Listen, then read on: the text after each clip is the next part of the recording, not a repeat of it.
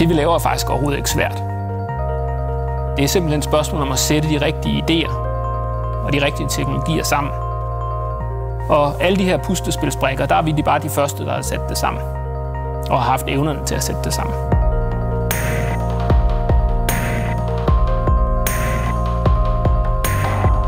Mit navn det er Thomas Just Sørensen, og jeg er farveforsker ved Københavns Universitet. Mit arbejde er jo at forske og blive klogere. Men der, hvor det virkelig rykker, der, hvor det virkelig bliver sjovt, er, at når vi kan tage noget af det kemi, vi går og arbejder med inde i laboratoriet, og så gøre en forskel ud i den store verden. Vi bliver jo betalt af samfundet for rent faktisk at forske til at følge vores nysgerrighed. Så derfor er det jo super relevant, når vi får muligheden for at løse et problem, som samfundet har. Og der faldt vi så over kopivarer. Og det gælder både designermøbler og medicin og helt ned til computerchips. Og vi fandt ud af, at det faktisk er et af de største økonomiske problemer i verden.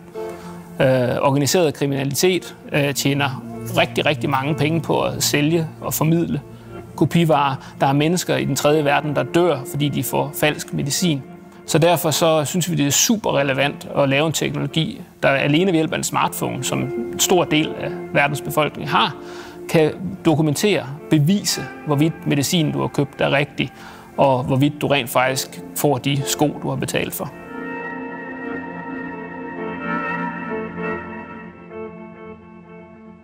Det med at mærke varer for at sikre dem mod at blive kopieret er jo ikke noget nyt som sådan. Vi kan bare se på pengesedler. Men faktisk er det sådan, at selvom vi har alle mulige løsninger i form af stregkoder, serienumre, hologrammer og vandmærker, hvad man ellers kan tænke sig til, så er der altid en teknologi, som kan kopieres. Det vil sige, at der er ikke nogen måde, du kan sikre dig på, for eksempel når du handler på internettet, eller når du står nede i butikken, at den her vare den er ægte. Lige pludselig så vi med en løsning.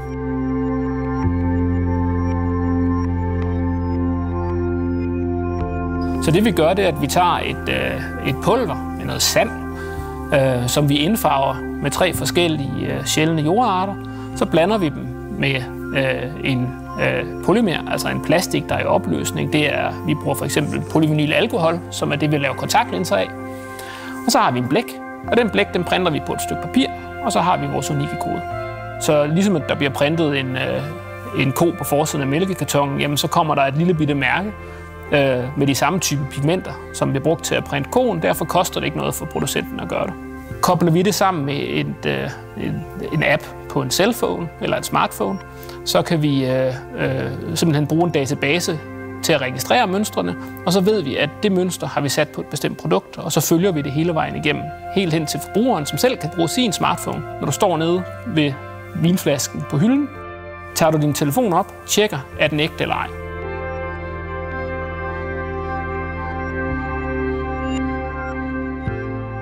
Og det er vigtigt at kunne tjekke, om den er ægte eller ej, fordi når du har en vin, så er det jo ikke bare sådan, Irma har haft vinen, og producenten af vinen har haft vinen. Den har været transporteret i skibe, på lastbiler, stået på forskellige lagre, så der er mange muligheder for, at nogen, der ønskede at snyde, kunne komme og sætte en palle med falsk vin, uden nogen ville have opdaget det. Nu kan vi lige pludselig opdage det. Både Irma selv kan tjekke, vinen er rigtig, og du kan tjekke, vinen er rigtig, når den står på hylden. Det med at opdage en teknologi på den her måde, det føles meget overraskende. Husk, at jeg er kemiker, farvestofforsker, så materialevidenskaben har vi styr på.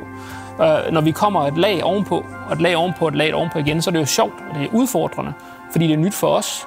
Når det så viser sig, at kombinationen også er ny generelt, så er det jo super fedt at stå der med en helt ny teknologi, som vi har opfundet, og vi har fundet på, og som kan bruges.